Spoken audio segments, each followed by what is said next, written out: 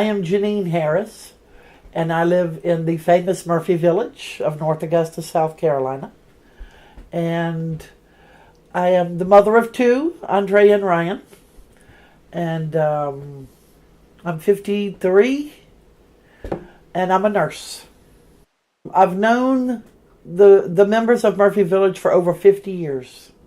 My mother before me for longer, many years before. I moved here in 2013, July, and knowing that my daughter and I would be safe and protected and loved, because they are very loving people, especially if they know you. You know what I mean? If they know you, they're going to, you'll know, they're not very trustworthy people. You know what I mean? Like if you go to their house, well, they won't talk to you. But if you know them, they will talk to you. You come into their home and they trust you. And to be trusted by one of these members of Murphy Village is very high. I can describe them for you. They have a very strong faith. They still have some traditions that we hold on to. In Murphy's Village, that lives in the mobile homes, I would say is some of our better people. They're really, really good people. And probably that's one of our faults, is that most travelers, they want the large things in life and can't afford them, and they live above their means. I'll take you and show you some of the new houses so you can see for yourself.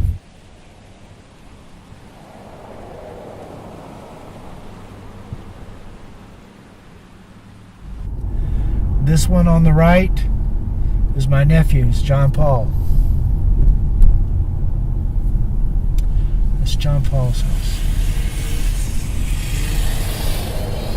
All these belong to the one family, just different members of it.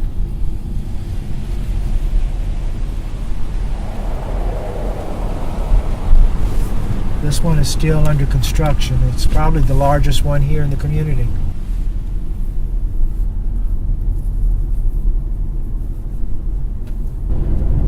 This house here belongs to my nephew, Eddie.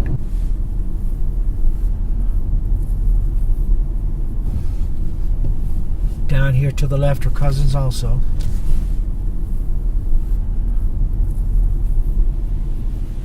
My honest opinion, I don't think people need houses this large.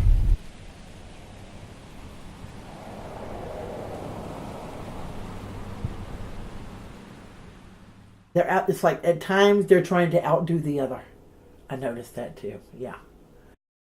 They do the houses for the daughter. When they marry, that's part of the dowry. That a house will be built for the girl. Or that's how it used to be.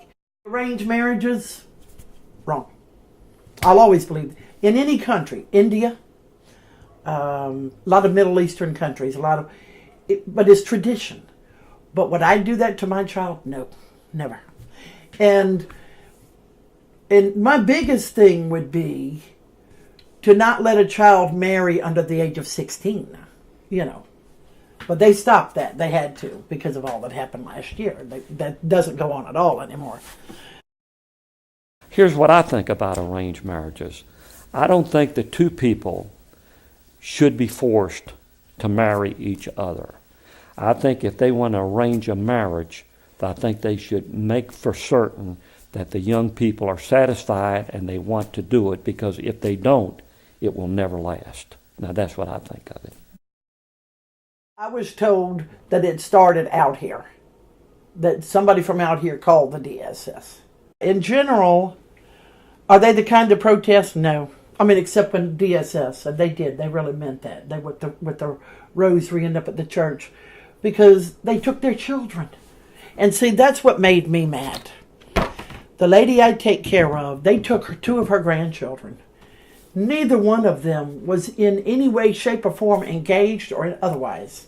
So whoever told this story about whoever, they were getting people that shouldn't have been gotten. But I think at the time they got anybody they could, girls that were under the age of 14, and put them in foster care, put them wherever they could. And it was wrong for 2 months. A lot of them were gone. 2 months. In days past, when the marriages were being arranged, you didn't have any say-so in it. You had to be of a certain age in order to be considered of marriage material. It's basically like a business negotiation. You find out what's available, the dowry in terms of their fortunes. That's what it used to be called in Ireland, their fortunes.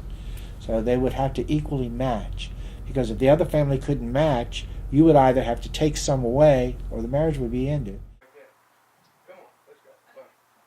They raise their children from the time before they can walk, to be like little models. They'll get them into school for dance. They'll get them into school to walk. But believe it or not, most of them teach their children the modeling, the walk.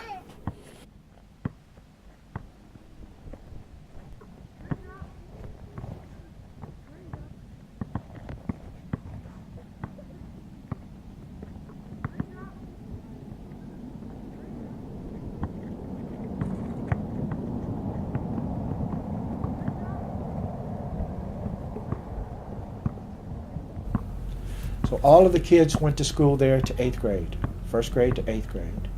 We had a local Catholic school in Augusta, St. Thomas Aquinas. We called it Aquinas for short.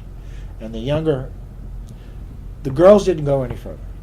After they had completed 8th grade, they were home. They were taught how to be mothers, housekeepers. They learned what they had to do, cook, sew, the qualities of a good mother. So that's just how things were. Girls, it's sad to say it, but there were a lot of brilliant young minds that wasn't put to use by virtue of them being girls.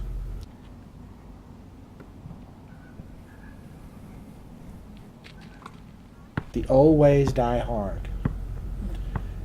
If they would stress the values of education around home, around the table, and give people the opportunity to find out what they're good at, you'd see a lot more people opting to leave. Not leave the travelers, leave the old ways. And that was the greatest fear of all times with education. That's what they would say, well, they would become assimilated with the country people and they would lose their identity. It doesn't happen. It was just a very strong, innate fear. The women, of course, if they're children, they get up with the children, get them off to school. They clean. They love to clean. I shouldn't say they love to clean, but they're very spotless. Every house, every trailer you will go into here is spotless. Spotless. The men, of course, they work the road. They seal coat. They linoleum, carpet, housewares, like the tools of the trade when you're going off. And there are some women who actually work now in the real world, as I call the real world. Secretaries, working with insurance, working with accounts payable, stuff like that. So there are women out here that are actually working in the real world. I know a lot of their traditions, but there's actually a lot of things that go on that other travelers don't know about. Do you know what? Does that make sense? Yeah. Okay.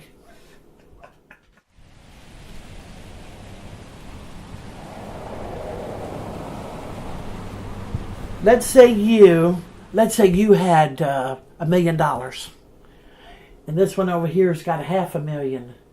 Whatever. You're never going to know what that man doesn't want you to know. You know what I mean? Okay. Yeah. The news media is very prejudiced, very biased, and they've had us on Dateline and 2020. Never fair, always very prejudiced, and go by rumors and things that aren't true, a lot of things that aren't true, and never tell anything good. But overall, they're very good people. We don't have any violent crime. We do get people that has prejudice toward us will make up things and say it, and there's nothing you can do. Like my daddy used to say, you can't lock your door against a liar.